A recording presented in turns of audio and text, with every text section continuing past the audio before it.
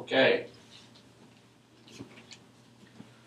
Okay, the buffering action. How does it work, right? How does it maintain the pH? Okay, so here is a situation. If you add hydroxide, so this is external amount of hydroxide into the buffer. Okay, then your buffer has the two components, the acid and the base components.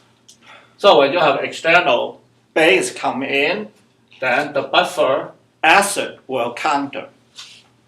Okay, so the acid will counter the external hydroxide.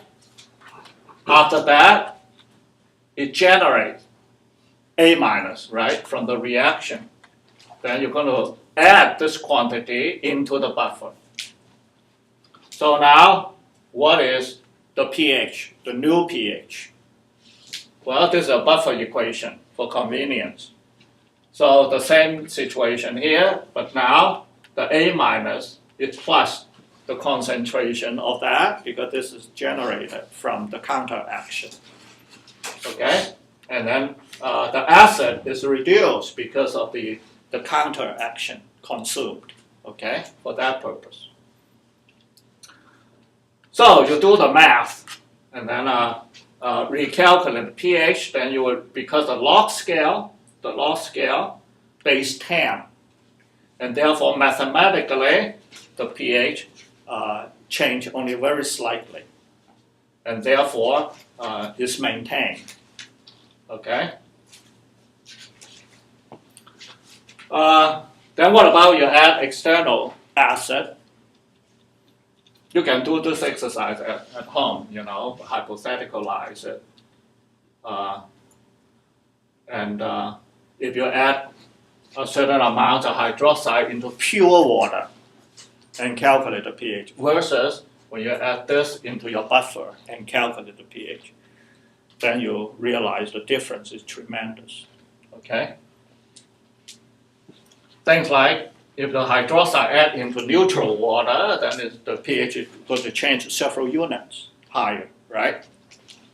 And then if the hydroxide add into the buffer, the change is only decimal place, you know, the second decimal place different.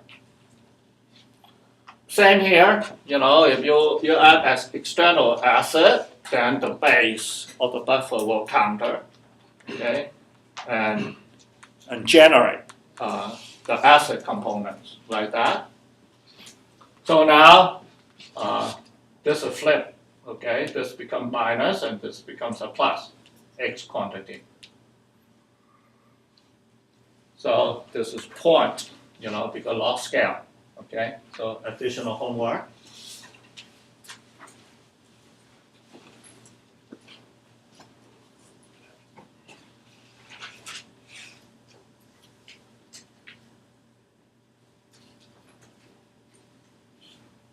Any question?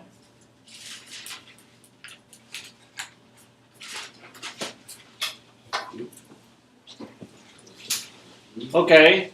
Now, because of Ka, Kb, or Kw is very important for calculation based on your realization of conjugate pair. So let's do more derivation here, or proof here. Okay, so here are the representations for symbols for the chemicals. Okay, so in the first case, this weak acid, then you can write this, right? And then the conjugate base, you know, so if these are separate chemicals, so here in solution, you write that. And when this is in solution, then you write that, right? You can write the two out like that, right? So this is Kb. So the 2 will be Kb. So first of all, make sure that you can write a reaction like such. Okay? Any question with this? Okay, so you can write the 2, then you can write the 2 expressions like this. Okay, you want to prove Ka multiply Kb equal to Kw, go ahead, just multiply the two, right? So that's what is done here. So the two multiply each other, then same thing, will cancel each other. What's left behind is Kw, right? So this is a simple proof, straightforward. Provided you'll be able to write this Kb expression. Okay, make a note and reveal that, once you have a sort like that, then you generate those products. Okay, then what about, start with a symbol like that, B, stand for like ammonia. So ammonium is a good example, right? NH4. Then at equilibrium, it goes like that, and that is actually a Ka. Looking at it, you have an H plus, right? So Ka.